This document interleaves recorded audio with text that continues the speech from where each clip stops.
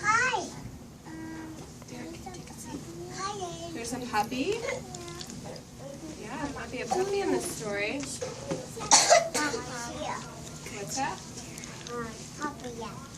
Yeah, this is called it 7 Chinese Sisters by Kathy Tucker.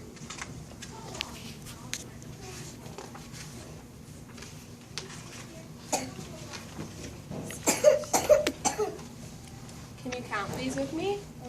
1, 2, 3, 4, 5, 6, 7. Once upon a time, there were 7 Chinese sisters who lived together and took care of each other. Each sister had shining black hair and sparkling eyes. Each stood straight and tall, except for 7th sister, who was just a baby. Oh. But the sisters were very different. First sister could ride a scooter fast as the wind. Second sister knew karate, kick, chop, hi-ya. Third sister could count to 500 and beyond. Fourth sister could talk to dogs. Fifth sister could catch any ball no matter how fast and high it was thrown. Sixth sister could cook the most delicious noodle soup in the world. And 7th sister, no one was really sure yet what she could do. As she was so little, she had never spoken even one word.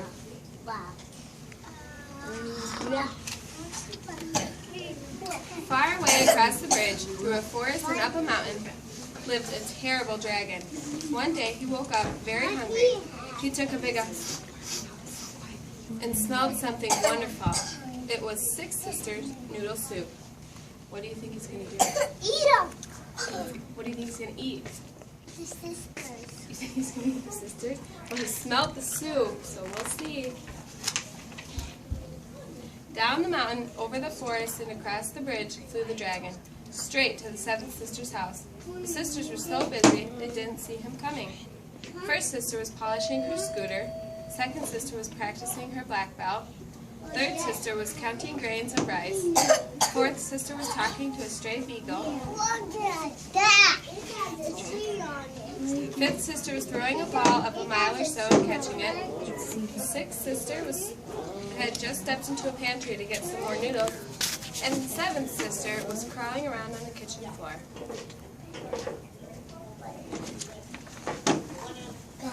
When the dragon peeked in the kitchen door and saw plump little 7th sister, he forgot all about the soup. Instead, he snatched up the baby. Maybe you were right about him eating his sisters. Then he flew back over the bridge and forest, up the mountain and into his cave. But as soon as the dragon set 7th sister down, he was just going to get some salt. She said her first word ever. And it was an excellent word. It was, help! The 6th sister had just started to look for 7th sister when they heard her call. Right away, they knew her voice. The 7th sister's in trouble, cried first sister, leaping on her scooter. We must save her. How do you think the baby feels right now? Yeah, she might be a little scared. The other sisters hung on behind, pulled by first sister, who was strong as well as fast. The sisters sped across the bridge. Beyond was the deep forest filled with many trees, so many. Third sister counted them by twos. Now 7th sister's cries were louder. The sisters headed up the mountain and soon reached the dragon's cave. Help! Help! Help!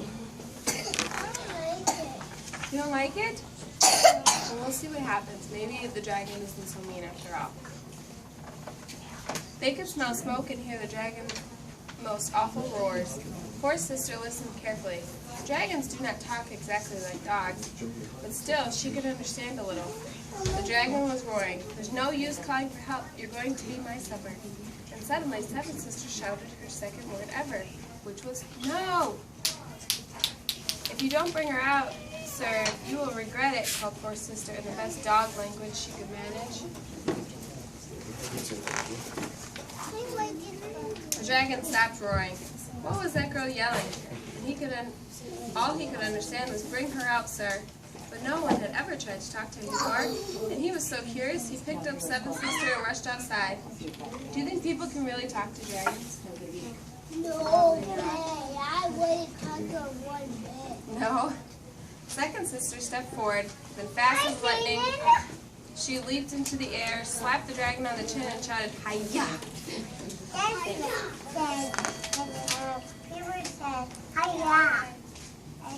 You're right, Augie. The dragon was so surprised that seventh sister flew out of his mouth. Back, back, back ran fifth sister. Back, back, back, and reaching up, up, up, she caught seventh sister neatly like a flying ball. When the dragon saw that his dinner was gone, he fell to the ground sobbing. "Hungry, hungry," he whimpered, and fourth sister understood him perfectly. Yeah, take a seat so that all your friends can see. There you go. Yeah, he's sad. Why did he say sad?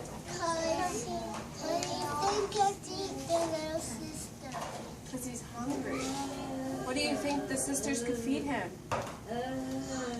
The soup. Oh, no, no. Such a great idea. Oh, no, no. We'll see, okay, Talon? Oh, no, no. Alright, just a minute. And fourth sister understood him perfectly, because the word hungry is exactly the same for dragons as it is for dogs. "He's starving," she explained, and now all the sisters could see he was quite skinny and sort of sad. He got it. Got my ball. "Tomorrow sixth sister can bring him some soup," Huh? first sister said, "but we've got to get seventh sister home. She's all worn out and she needs her diaper changed." "Sisters, go home," cried baby seventh sister, who was learning to talk very quickly now. First sister put seventh sister on her back and hopped on her scooter. The other sisters hung on behind and they whizzed fast as the wind down the mountain. But when they reached the forest, first sister stopped. Now that they didn't have seven sisters' cries to guide them, how could they find their way through all these trees? "Don't worry," said third sister. "I counted the trees when we came. We must go past 500. And so, when the third sister had counted 500 trees by twos, the seven sisters came to the bridge. They scooted across and back to their house, where they'd had a wonderful meal of six sisters' delicious noodle soup. And what did seventh sister do when she grew tall? She became the best storyteller in the world, and she always told this story first. What did you guys think of the dragon? Was he so mean after all?